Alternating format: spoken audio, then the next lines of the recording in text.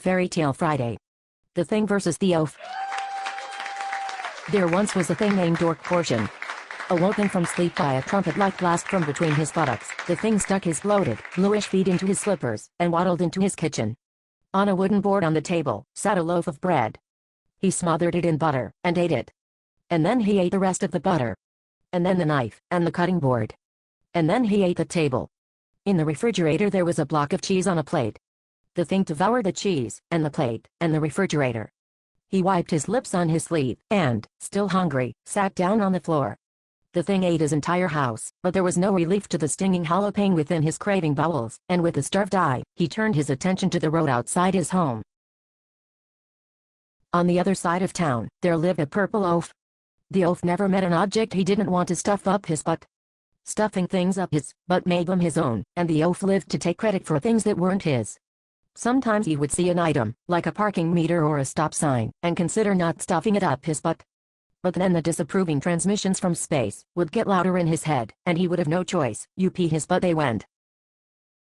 One day he ran out of things to stuff up his butt, having filled it with the complete Encyclopedia Britannica, and all his living room furniture, and his house. And with no place to live and nothing left to cram into his poor distorted asshole, the oaf looked sadly out at the horizon with the knowledge that it was time to take his act on the road. The thing was steadily munching his way into the middle of town. He ate police cars, and children selling lemonade, and a taxidermy shop. The oaf too was making progress, packing his butt with mailboxes, and tourists taking pictures, and a pretzel cart.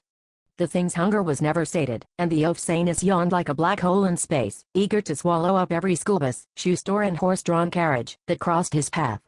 Eventually, the thing met the oaf at the center of what was once a thriving metropolis, but was now a barren wasteland spreading in every direction, devoid of life or interest. They stood face to face, each drooling from their respective hungry orifice.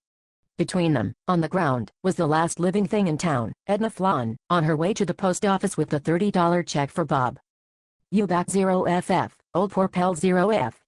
I am gonna eat this, Edna Flan," said the thing.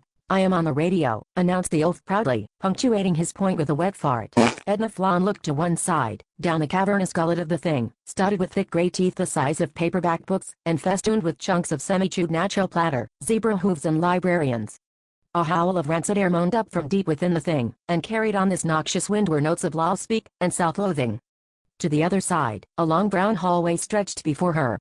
At the end of it, she could barely make out the shape of a futon, some cement blocks and a payphone.